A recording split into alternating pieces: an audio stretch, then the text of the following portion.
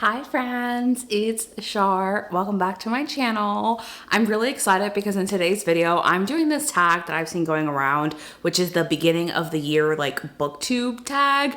I don't think that's what it's called. I think that Larry from Larry Reads might have been the first one to do this. I'm not 100% sure. The original creator is credited in the description of this video, but a huge shout out to Emily, because Emily shared this in like our group conversation and she was like, all the YouTubers need to do this. And so here I am. I'm doing it. I think it's a great way for us to get oriented for what I'm prioritizing this year. Without further ado, there are about 17 questions I'm going to answer. How many books am I planning on reading this year? The answer is 200 books. Have I ever read 200 books in a year? Probably when I was like a teenager or something, but I set that goal super high in response to the fact that I just wasn't prioritizing reading last year. If I don't hit 200 books, or even if I don't hit 150 books, I'm not gonna beat myself up, but that 200 number is just a reminder to myself that I wanna prioritize reading this year, and I wanna get as close as possible to that number as I can. A book that I may reread this year, I say may because I don't generally reread, but if I was gonna reread any book this year that I read last year, it would be Daydream by Hannah Grace. Why?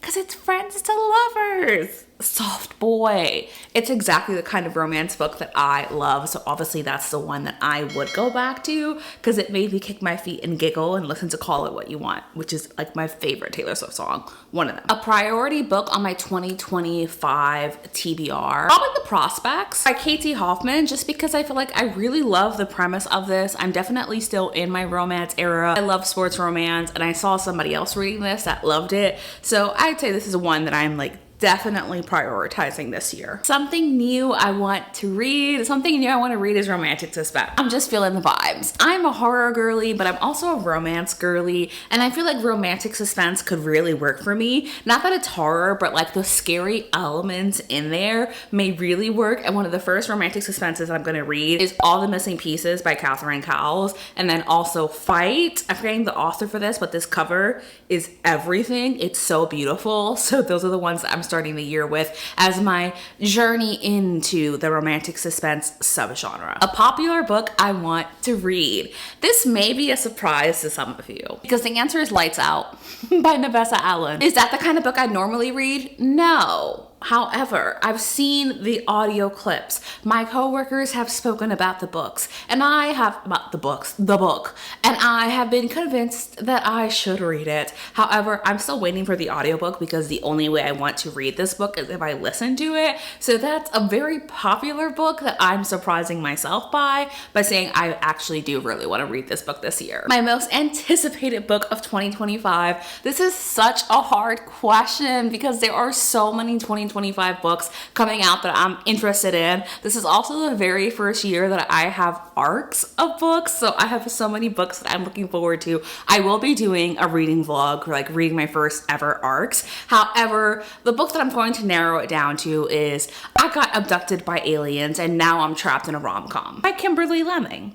Why? Because I love a silly, goofy title. I've really enjoyed Kimberly Lemming's other books, and so I think I'm gonna have a fun time with this. It seems like just the silly, goofy time I am always looking for at some point in the year. A bookish goal for 2025 for me is going to be reading more horror books. The reason that is because 2024 was my year of romance. I was live, laugh, loving. I love romance. I will always love romance. However, I also love horror, and I feel like I put that on a back burner in 2024. So in 2025, I at least want to adjust that ratio so it's not 80-20 like it was last year. I hated this question.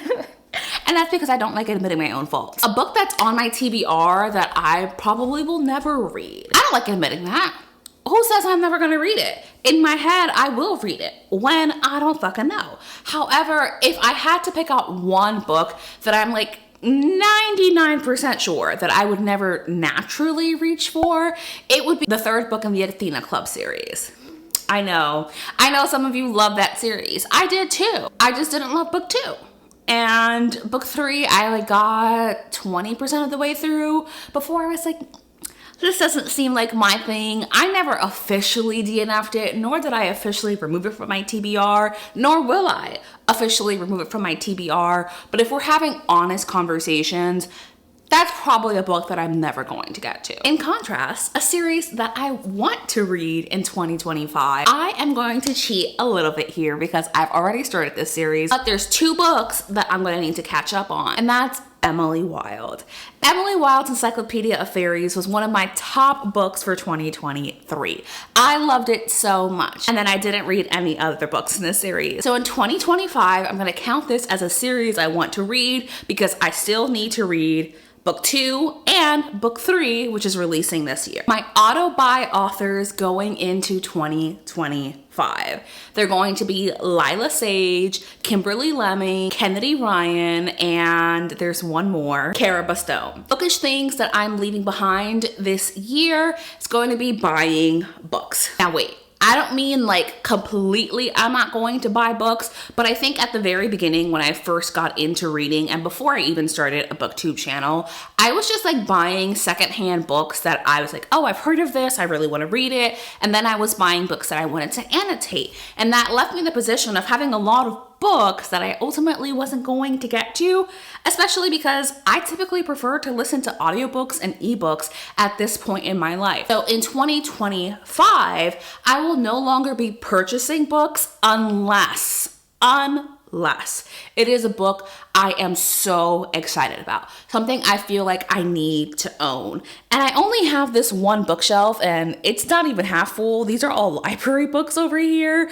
So I don't think it's gonna be hard for me. I have a pretty good sense of what I must own this book feels like, and it has to be something that I'm very much anticipating. So I will not be purchasing books this year. I may do the occasional here or there, but don't expect any kind of like massive hauls unless it's a special occasion. Which naturally brings us into the what to expect from this account. If you have followed my journey in 2024 and even beyond that, I personally have the goal to welcome you into my life a little bit more. I feel like I was keeping you all at an arm's distance and I did not want to feel that way. Naturally, I do have pretty strict boundaries for what I will and will not show. However, I wanted to show more of my life, especially because 2024 was a massive year of change. I changed pretty much everything about my life last year. So this year, I want to get back into more bookish content. What does that mean for this channel? Not much. I'm going to continue to have like my lifestyle vlogs. You're just going to see a lot more reading within those vlogs. So if you're someone here and you're here for my bookish content and you see that I'm posting vlogs but not necessarily mentioning the books in the title of the vlogs, or not necessarily calling it a reading vlog, they're all going to be reading vlogs. Every single one of them is going to be a reading vlog in some way or another. It's just going to be more of an even balance of reading and also lifestyle content, which is just going to work for me in this year. How have my reading tastes evolved since 2024? I got way more into romance, and I would say that is the major thing. I didn't used to consider myself like primarily a romance reader, but I'd say at this point I am primarily a romance reader, but I will still be reading other genres throughout the year. So that's the biggest way my reading taste has evolved. Other minor ways were just the ways that I continue to get familiar with what this adult version of me enjoys in her books. Booktube creators who inspire me. I love this question so much. There are 3 primary creators that I get inspired by. One of them is Gabby. Gabby is genuinely really sweet, and Gabby really inspires me just in the way that she edits her videos. I find that really enjoyable, and I got a lot of inspiration from her when it comes to like filming B-roll and what B-roll can look like and the effect of music, changing angles, things like that. So filming and editing wise, Gabby gives me a lot of inspiration. When it comes to content, I would say Kayla. Not in that I copy any of Kayla's ideas, ideas because I don't think I do. I think Kayla and I have very, very different reading tastes. However, Kayla is always so creative and fun and innovative in her videos, and she constantly re-sparks that love of reading for me. And then finally, it's Gavin. Just because Gavin is so fucking funny,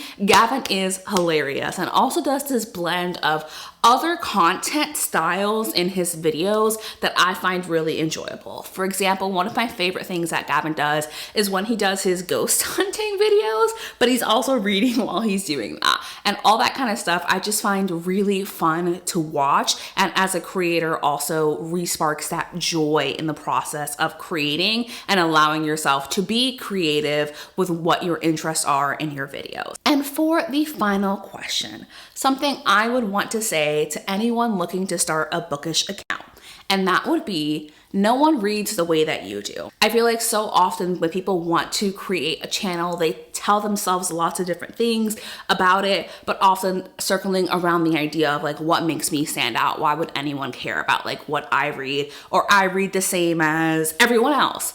So what? No one reads the way that you do. No one has your exact personality. And even if you are reading every single book that someone else reads and your reading tastes are like right here, the reasons you like or dislike a book are completely different. So I'm going to end this video by reminding you that if you wanted to start a bookish account this year and you're wondering, well, what makes me stand out? The answer is you. That said, besties, thank you so much for watching this video. I look forward to spending 2025 with you. If you aren't already subscribed and you would like to stick around for all of my content throughout the year, make sure you do so. Otherwise, I'm going to see you in my next video, which is hopefully on Sunday. Bye, friends.